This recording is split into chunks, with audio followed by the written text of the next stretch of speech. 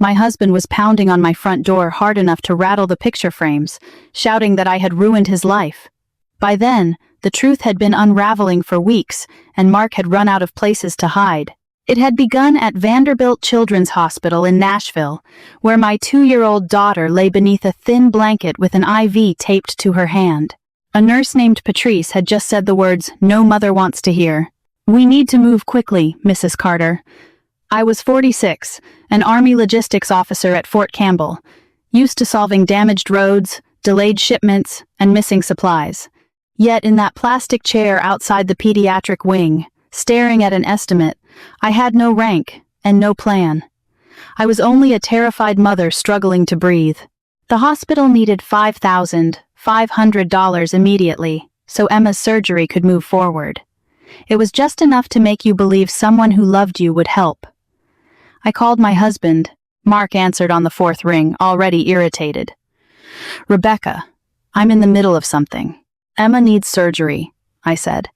"They need the payment today. It's $5,500. There was a pause, but no fear, no questions, and no promise that he was coming. Then he said, "We just closed on the beach house." I stared at the beige hospital wall. "What?" "The place in Destin. Every dollar is tied up right now. Our daughter is in a hospital bed." He lowered his voice as if I were embarrassing him. "You'll have to figure it out yourself." Before I could answer, I heard his mother in the background. Linda had a sharp, church lady voice that could cut fabric. "Stop calling my son," she snapped. "Go ask the Army." Then the line went dead. I kept the phone against my ear. A vending machine hummed, a baby cried, and a doctor laughed nearby, as if normal life had the nerve to continue. I did not cry. I folded the estimate twice until it fit in my palm. At 7:40 that evening, Mark's father, Harold Bennett, appeared. In khakis and an old Vanderbilt ball cap, he looked smaller than I remembered. He did not ask about Mark or defend Linda. He sat beside me, reached into his jacket, and placed a plain white envelope in my hand. "Take this," he said. "Harold, I can't." "Yes, you can." His eyes were wet, but his voice stayed steady. Then he leaned closer. "There's a letter inside. Don't open it until you're home." The envelope was not only help, it was a warning. I did not open it that night. Emma finally slept after hours of tests, blood draws, and doctors coming and going. The monitors beeped slowly in the heavy silence. With the envelope in my lap, I realized that for the first time in 22 years of marriage, I feared the truth. The Nashville skyline glowed beyond the garage. My Army duffel sat unopened after my rushed departure from Fort Campbell. Around midnight, I finally broke the seal. Inside was a cashier's check for exactly $5,500. I stared until the number blurred, then unfolded Harold's letter.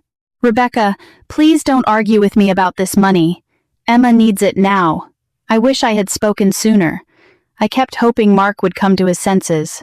He didn't. He has been lying to you much longer than you realize." That was all no explanation. Only one sentence that made my stomach drop. I folded it and put it back. The next morning, I went to the billing office and handed over the cashier's check. The woman behind the counter smiled and said, "You're all set, Mrs. Carter." Those words nearly broke me. Emma's surgery could proceed. Upstairs, Harold waited with 2 coffees. "I figured yours would be cold by now," he said. He knew me too well. We sat beside Emma's room in silence. Finally, I asked, "Why did you write that letter?" Harold looked down into his coffee. "Because I should have told you years ago.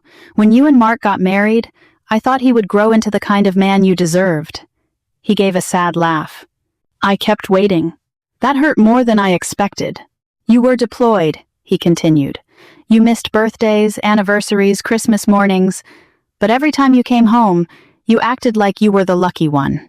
"I was," I said. "No." He looked straight at me. "You were carrying everyone." Memories I had buried began returning. I sent deployment pay home from Kuwait and took extra assignments because the tax-free income kept Mark's struggling roofing company alive. I lived in military housing while he built the business customer by customer. When Emma was born, I declined a promotion that would have moved us across the country. Mark hugged me that night and promised, I'll never forget what you're giving up for us." Apparently, he already had. As his company grew, he stopped asking about my day and rolled his eyes at every training exercise. Linda never missed a chance to remind me what she thought of my career. "A child needs her mother," she once said over Thanksgiving dinner. "Not another medal." I smiled and changed the subject because that seemed easier than fighting. Beside Harold, I wondered how many small compromises had become one enormous mistake. Harold handed me a receipt. I withdrew most of my retirement savings yesterday. I stared at him. "You used your retirement?" "For Emma. I'll pay you back." He smiled gently. "I know you would." Then he placed a hand on my shoulder. "Rebecca, the beach house is not only in Mark's name by accident." My heartbeat quickened. "What do you mean?" He glanced down the corridor. 6 weeks earlier, Mark had asked him to review the closing documents because Harold was better with paperwork. Mark left the documents on the dining room table while he took a phone call. He had only been checking the numbers Mark asked him to review. That was when he noticed the ownership line. He handed me a note with the Destin, Florida address and one copied line. "Owner, Mark Bennett." "No joint ownership?" I asked. He shook his head. "My name wasn't anywhere?" "No, but we have always bought everything together. My military income helped qualify for the loan. I have been putting money into our savings for years." "I know," Harold repeated, each answer another weight on my chest. He had asked Mark why my name was missing. Mark's response had been, "Military marriages don't always last." I laughed because the truth was too ugly for my mind to accept. Harold wanted another explanation. Then Linda entered and called it smart planning. She said that if anything happened between Mark and me, at least the beach house would remain in the family. "So I wasn't family anymore," I said. Harold did not answer. He did not need to. My phone buzzed. For one hopeful second, I thought Mark might be asking about Emma. Instead, it was a Facebook notification. Linda had posted pictures of herself and Mark standing on a white sand beach in front of a 2-story house with blue shutters. They smiled beneath the caption. "Dreams really do come true. Family first. Family first." Emma was upstairs on monitors, and her father had not asked when surgery was scheduled. I locked the phone and put it away. Harold noticed. "Was that Linda?" I nodded. He did not ask to see the pictures. He already knew. "I argued with both of them," he said after a long silence. "They told me I was overreacting. At my age, you stop worrying about sounding dramatic. You just say what is right." I squeezed his hand. "Thank you. I should have done more." "No, you came." That afternoon, the cardiologist scheduled Emma's surgery for 7 the next morning. There were risks, no guarantees, only hope. I barely slept that night. Every few minutes I checked her breathing. Around 4, I stared at the ceiling, thinking about the beach house and Harold's warning. Part of me wanted answers from Mark, but nothing he said mattered before Emma's surgery. My daughter needed all of me. The truth about my marriage could wait one more day. At least, I thought it could. At 6:15, while nurses prepared Emma, my phone showed a bank fraud alert. Unusual account activity detected. My stomach sank, but the surgical team arrived before I could investigate. By 7, Emma was lying on a narrow bed in a tiny blue gown printed with cartoon elephants. The blanket looked enormous over her. A silver-haired nurse adjusted Emma's stuffed bunny beside her and promised, "We'll take good care of your little girl." I wanted to believe her. As they wheeled Emma toward surgery, she reached one sleepy hand toward me. "Mommy, I'm right here, sweetheart." I kissed her forehead. "I'll be waiting when you wake up." They were the hardest words I had spoken because I could not promise them. The doors closed, and suddenly there was nothing left to do but wait. Harold stayed beside me. He offered no empty reassurance. He went to the cafeteria and returned with 2 breakfast sandwiches. Neither of us touched. Around 9, my younger sister, Claire, drove from Clarksville after leaving her 2nd grade class. She wrapped me in the kind of hug only a sister can give. "You look exhausted," she said. "I feel worse." For almost 2 hours, we discussed everything except surgery. Emma's favorite Disney movies, the tomatoes growing in our father's old garden, and the stray cat that kept appearing on my porch. Anything that proved ordinary life still existed. Just after 11, my phone buzzed. Again, I hoped it was Mark. It was not. Linda had uploaded 6 more photographs. Mark stood barefoot on the deck of the beach house holding champagne. Linda smiled beside him. One caption said, "Finally celebrating all our hard work." Another said, "Blessed beyond words." I stared until Claire quietly took the phone from me and turned it face down. "You don't need this today. You already have enough to carry." She was right, but the images stayed in my mind. Champagne glasses, an ocean view, and my daughter on an operating table. Those worlds would not fit together. At 12:30, the surgeon entered the waiting room. Every parent stood at once. When he saw me, he smiled. "Mrs. Carter, the surgery went well." For several seconds, I heard nothing else. Claire began crying before I did. Harold removed his glasses and wiped his eyes. The surgeon said Emma would spend days in pediatric intensive care. Recovery would take time. There would be medication, follow-up appointments, and a great deal of patience. But he was optimistic. That word felt like a window opening after darkness. Later that afternoon, I sat beside Emma in the ICU. She was still asleep, surrounded by tubes and monitors, but her breathing was peaceful. Harold came in carrying a paper bag with my favorite peanut butter crackers and coffee from a small cafe a few blocks away. He remembered what I liked under stress. Mark had forgotten my birthday the year before, yet Harold remembered my snack. Life reveals who truly sees you. Before sunset, the bank asked me to confirm online transfers I had never authorized. I opened the app and saw 3 withdrawals from our savings account. Nearly $18,000 was gone. The balance was $842.17. 2 days earlier, it held more than $18,000. I searched for an innocent explanation. Maybe the hospital had processed something incorrectly. Maybe insurance had duplicated a charge. Maybe the app was malfunctioning. I refreshed the screen. Nothing changed. 3 transfers had cleared within 48 hours.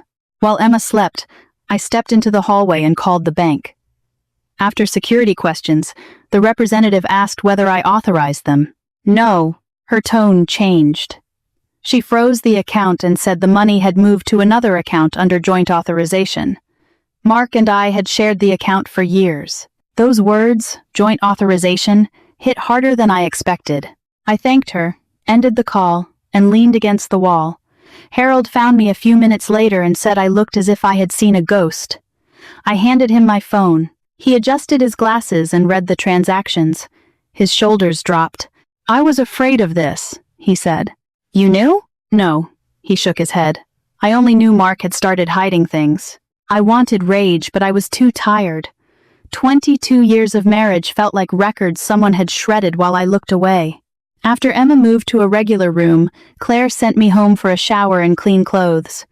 The house felt unreal. Emma's crayons were still scattered across the kitchen table. Her pink rain boots sat by the back door.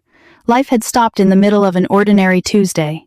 As I carried my overnight bag upstairs, I noticed that the door to Mark's home office was slightly open. Normally, I would never search his things. Nothing was normal anymore. The room smelled of cedar and printer ink. His neat desk had one drawer that would not close. I pulled it open. Inside were folders labeled with the names of roofing suppliers. Beneath them was a thick manila envelope held together with a rubber band. I almost put it back. Instead, I opened it. First came the beach house closing statement, then the mortgage paperwork. Then I found my name, or something pretending to be my name. The signature might fool a stranger, but not me. The R curved the wrong way.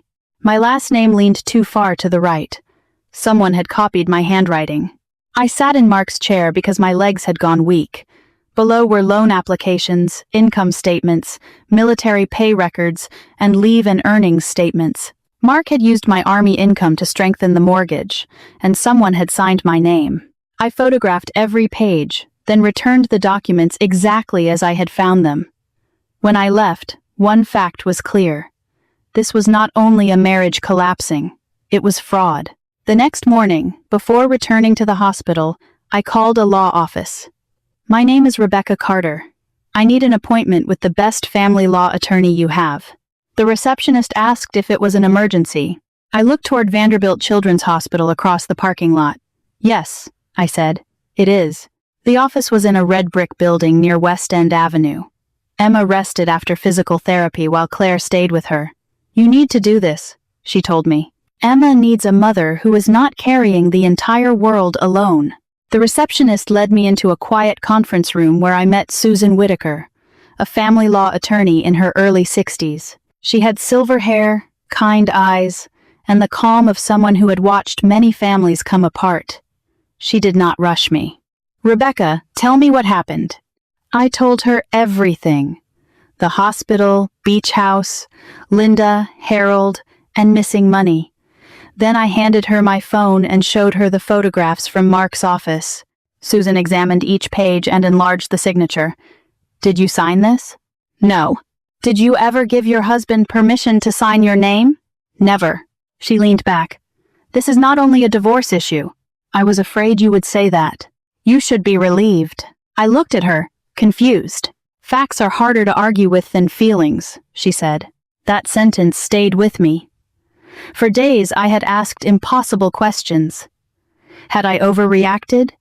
Had the army taken too much of my time? Had I pushed Mark away? Susan answered thoughts I had not voiced. This is not about whether you were a perfect wife, she said, tapping the mortgage documents. It is about whether someone broke the law. For the first time since Emma entered the hospital, my shoulders relaxed. There was a difference between heartbreak and evidence. Susan handed me a yellow legal pad. Starting today, write down everything you remember. Dates, conversations, accounts, deployments, purchases, even details that seem small. I managed a weak smile. I have spent 25 years keeping military records. Good. Treat this the same way. That evening at the hospital, I built a timeline. I listed our wedding, Mark opening his roofing business, every deployment, every major deposit, every tax refund, and every transfer I had made into savings. The pages filled quickly, and patterns emerged. Money had disappeared after almost every deployment, and large purchases followed within weeks. A truck, a fishing boat, and now the beach house. I had trusted him too completely to connect them. Harold noticed the notebook before visiting hours ended. Homework? You could call it that. He smiled faintly. I always liked organized people. Then he became serious. I owe you an apology. You have apologized enough. No. I spent too many years convincing myself that silence kept the family together. He looked toward Emma's room. It didn't. I squeezed his hand. You came when it mattered. His eyes filled. So did you. That night, Mark called for the first time in 4 days. I watched the phone ring until voicemail answered. He called again, then a third time. Finally, he texted, Rebecca, we need to talk. Dad isn't answering. What did he tell you? I locked the screen. I was not thinking about revenge.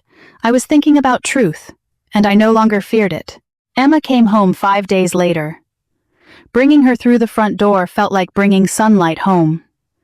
She was weak, and a carefully bandaged incision crossed her tiny chest, but she was smiling. That was enough. The cardiologist gave me 2 pages of instructions. Medication, temperature checks, no rough play, short walks, and follow-up in 2 weeks. My military leave was extended, and for the first time in years, work was not the center of my world. Emma was. Each evening, we sat on the back porch.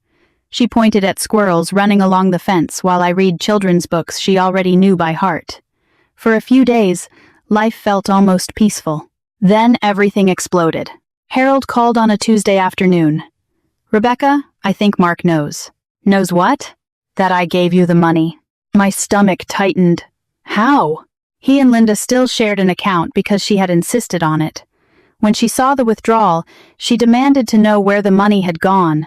Mark drove to their house the following night and stormed inside without knocking.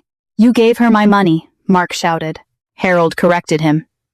No, Mark, my money. Mark accused his father of betrayal. Linda joined in. I told you. she snapped at Harold. "You have always taken Rebecca's side." Harold gave a quiet laugh. "It was the first time in 47 years I told Linda she was wrong without apologizing afterward." "What did she do?" I asked. "Packed a suitcase." "Seriously?" "She said she was staying with her sister until I came to my senses." "And did you?" "No." I heard a trace of humor in his voice. "I helped carry the suitcase." I laughed for the first time in days. It felt strange and good. Then Harold's voice turned serious. Before she left, Linda said something. She said Mark could not let this go. He kept asking what I gave you besides the check. I froze. Harold had never mentioned the letter or our talks about the beach house. He thinks there was something else. "There is," Harold said quietly. "I have been cleaning the garage and I found another box. Mark asked me to store it a couple of years ago. I opened it and there are files inside. I have not read all of them, but I recognized your name on several folders." The next morning, I left Emma with Claire. The box waited on Harold's dining table. Inside were neatly organized tax returns, business records, and mortgage statements. Then I found a folder labeled Retirement. The first page made my hands shake. An email Mark sent his financial advisor nearly 3 years earlier. "Once Rebecca finishes 20 years in the Army, we'll have access to her retirement benefits. After that, the divorce should be straightforward. 3 years. Mark had been planning his exit while waiting to benefit from my service." I sat staring at the email while Harold poured coffee. Neither of us spoke because there was nothing left to say. The hearing was set for Thursday morning at the Williamson County Courthouse in Franklin. I arrived 40 minutes early. The Army taught me that if you were not early, you were late. Susan met me in the hallway carrying 2 thick binders and a cup of black coffee. "Did you sleep?" she asked. "A couple of hours." She smiled. "Probably more than your husband did." I was not sure. Mark always looked confident, even when he should not have. The courtroom had no packed gallery, only polished benches, quiet voices, and people facing difficult mornings. Mark was already there wearing the navy suit I had bought for our 20th anniversary. Seeing it made me ache for 1 second. Then I remembered Emma, the hospital, the forged signature, and the email. The ache disappeared. Linda sat beside him in a cream-colored church dress with her arms folded. She looked away. Mark walked toward me with a smile that did not belong on his face. "Rebecca." I said nothing. "We don't have to do this." Susan stepped between us. "She has counsel. Anything you need to say can go through your attorney." His smile vanished as his lawyer called him back and the doors opened. Susan began with dated bank records covering every transfer, withdrawal, and military pay deposit. The judge reviewed the pages silently. Then Susan introduced enlarged mortgage signature pages. "Your Honor, Mrs. Carter did not sign these documents." Mark's attorney objected that it was speculation. "It would be," Susan replied, "if we did not have this." She submitted a certified document examiner's report. The expert concluded the mortgage signature was not mine. The room went still. Mark shifted, finally uncomfortable. Then Susan called Harold Bennett as a witness. Harold rose from the back and walked to the witness stand. Mark stared at him in genuine shock. "Dad." Harold did not look at him. He took the oath and sat down. Susan's questions were direct. She asked whether Mark had requested his help reviewing paperwork for the Destin property. Harold said yes. She asked what he had observed. He explained that my name was not listed as an owner. She asked whether he had discussed it with Mark. "I did."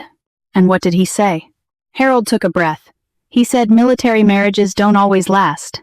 Linda whispered something to Mark, and the judge warned them not to interrupt. Susan asked, "Did you later give Rebecca Carter $5,500? "Yes." "Why?" Harold's voice cracked. "Because my granddaughter needed surgery, and my son refused to help." No one spoke, not even Mark. I looked down at my hands because I knew I would cry if I looked at Harold. The hearing continued for another hour. The judge issued no final ruling but ordered a full accounting of assets, bank records, and transfers. Then he looked directly at Mark and strongly advised that every relevant document be preserved. Outside the courtroom, Mark faced his father. You chose her over your own family. Harold answered without raising his voice. No, Mark. I chose what was right. For the first time in years, justice felt possible. 3 days later, I helped Emma color a butterfly when someone pounded on the door. The noise shook the house, and Emma dropped her crayon. I looked through the window. Mark stood on the porch with his tie loose, his hair uncombed, and dark circles beneath his eyes. He paced like a man with nowhere left to hide, then hit the door again. Rebecca, open the door. Emma looked at me. Mommy, Daddy mad. I knelt beside her and brushed her hair from her face. It's okay, sweetheart. Then I turned on the recorder on my phone and slipped it into my pocket. I would not take chances anymore. Mark hit the door again. I know you're in there. I stepped onto the porch and pulled the door closed behind me. What do you want? My accounts are frozen. I said nothing. The bank won't let me touch a dime. The roofing company's credit line is suspended. He pointed at me. This is because of you. No, it is because of the choices you made. His face reddened. You and my father set me up. I did not force you to sign my name. He froze. For the first time, I saw fear in his eyes. You don't understand, he said. I understand exactly. He lowered his voice. Rebecca, if the investigators finish going through everything. He stopped. I waited. Finally, he asked why he had come. What was in the envelope Dad gave you? There it was. Not, how is Emma? Not, is she recovering? He had come for the envelope. You still don't understand, I said. I need it. No, you don't even know what's inside. I know enough. He stepped closer. Give it to me. Leave. He reached toward my arm. Before he could touch me, a voice came from the driveway. Take your hand off her. Harold had arrived with groceries beside him. Mark turned toward him. Dad, tell her. Harold walked across the yard without raising his voice. I already have. You've ruined everything. No, Harold said. You did that yourself. Mark's shoulders dropped. He looked desperate now. They say I could lose the company. You might. The beach house. You might lose that too. Mark buried his hands in his hair. This wasn't supposed to happen. No, I said. You expected me to stay quiet. He stared at me for a long moment. Then he whispered, I never thought you would fight back. Something inside me settled. I'm not fighting back. I'm protecting our daughter. A Williamson County deputy stepped from a vehicle at the curb. A neighbor had heard the shouting and called. The deputy told Mark that he had been asked to leave. Mark looked at me one last time. There was no apology or concern for Emma, only regret for himself. He walked to his truck and drove away. When I turned toward the house, Emma was standing at the front window, waving. She did not understand. She believed everyone who left would return. I made a silent promise that the only people I would welcome through that door again would be those who had earned a place in our lives. The divorce was finalized just over 6 months later, on a cool November Tuesday. Orange leaves covered the courthouse lawn in Franklin. There was no dramatic speech, no applause, and no celebration. The judge signed the order, thanked the attorneys, and wished us well. Sometimes life's largest moments arrive quietly. By then, the investigation had uncovered far more than I expected. Mark had used my military income to obtain loans without my knowledge. He had transferred money from our joint accounts while I was deployed. He had signed documents in my name. The court ordered repayment, and assets, including the beach house, were sold to satisfy the judgment. The house he chose over his daughter's surgery became one of the first things he lost. 2 months after the hearing, Harold filed for divorce from Linda. One afternoon, he brought Emma homemade chicken noodle soup. I should have stood up sooner, he said. I poured coffee for both of us. You stood up when it mattered. He nodded. I have learned something. What? Keeping the peace and doing the right thing are not always the same. I thought about those words long after he left. Emma grew stronger every week. By Christmas, she was running through the living room in fuzzy reindeer slippers, laughing while our old Labrador, Molly, stole pieces of wrapping paper. You never value ordinary moments more than after almost losing them. Weeks later, I returned to Fort Campbell. The base felt different. Not because the job had changed, but because I had.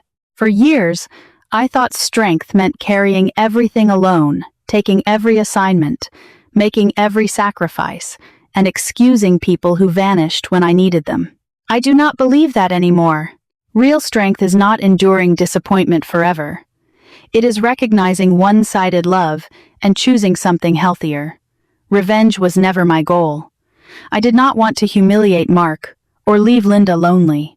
I never hoped anyone would lose a house, marriage, or business. I simply refused to let dishonesty become the foundation of my daughter's future. Justice did not arrive through shouting. It came through documents, evidence, patient people, and quiet courage. Emma is 5 now. Her scar has faded into a thin silver line across her chest. Sometimes she asks about it, and I say it shows how brave she was. One day, I will tell her about the invisible scars adults carry and how they can heal too. This journey taught me that people who truly love you do not disappear when life becomes inconvenient. They step closer when it is difficult. Thank you for listening to my story. If it reminded you of your own journey, I would love to hear your thoughts. Until next time, care for yourself and the people who have earned a place in your life.